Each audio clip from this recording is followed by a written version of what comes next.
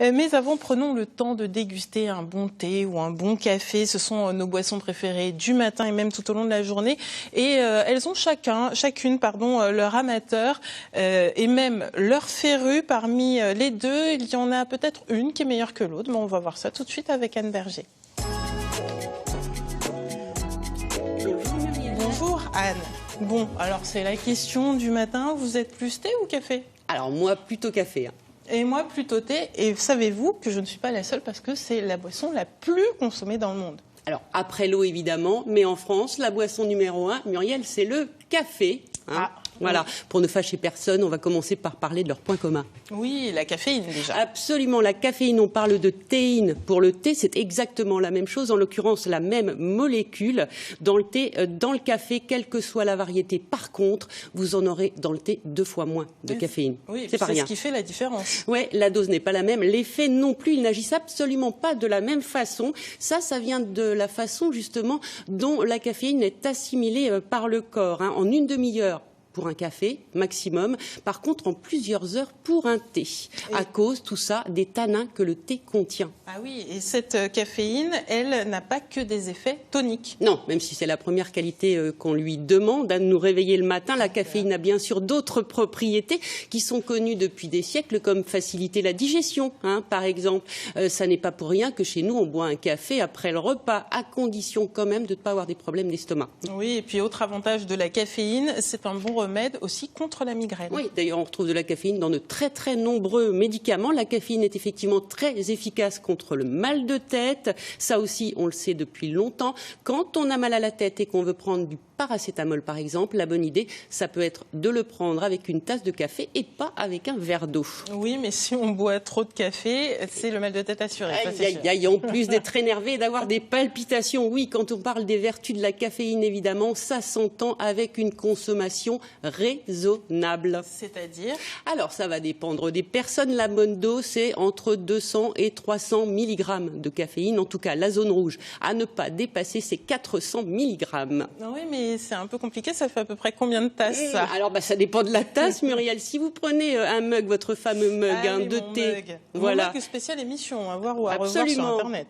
Ah oui, on va le redire. Voilà, si vous le remplissez, ce fameux mug de thé vert ou noir, par exemple, eh bien, il va contenir entre 30 à 50 mg de caféine. Donc, vous pouvez boire jusqu'à 6 tasses de thé. C'est parfait. Bon, ça va. Et avec le café, ça se corse.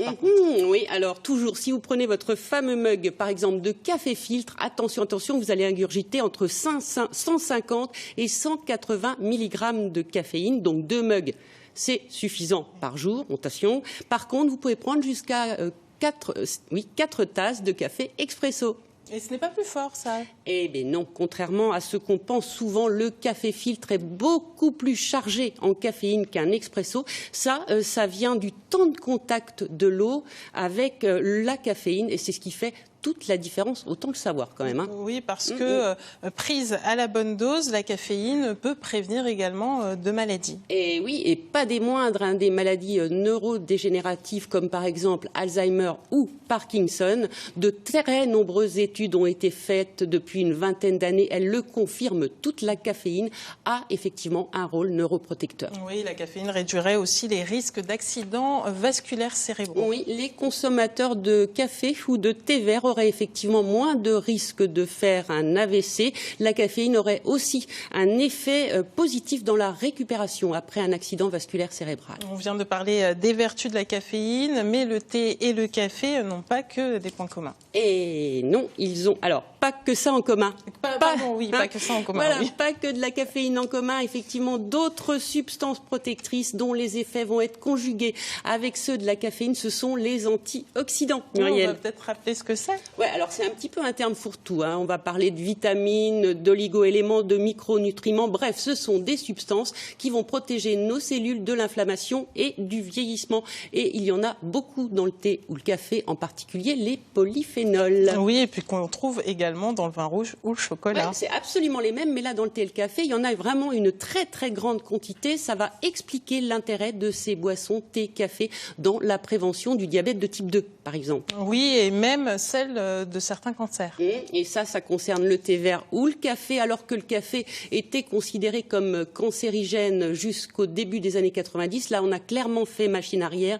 Le café n'augmente pas les risques de cancer. Il pourrait même protéger de certains cancers, de la peau, du foie, le cancer colorectal ou encore la prostate. En tout cas, en diminuer les risques. Je ne vais pas parler d'aliments anti-cancer ou de boissons anti-cancer. Oui, oui. Sauf si on boit le café ou le thé trop chaud, attention. Oui, parce que là, on augmente, c'est clair, ces risques de développer un cancer de l'œsophage. C'est une annonce faite en juin par le Centre international de recherche sur le cancer. Ce ne sont pas les composés des boissons qui sont en cause, mais bien la température. Donc, on évite, Muriel, absolument de boire son thé ou son café brûlant si on veut profiter de leurs bienfaits. Donc, il n'y en a pas un qui est meilleur que l'autre, c'est match nul. Oui, c'est vraiment une question de goût. On sait juste que certaines personnes, effectivement, ne supportent pas le café, mais on va le redire à dose raisonnable. Ils ne nous font que du bien. Et moi, je vais aller prendre un petit café.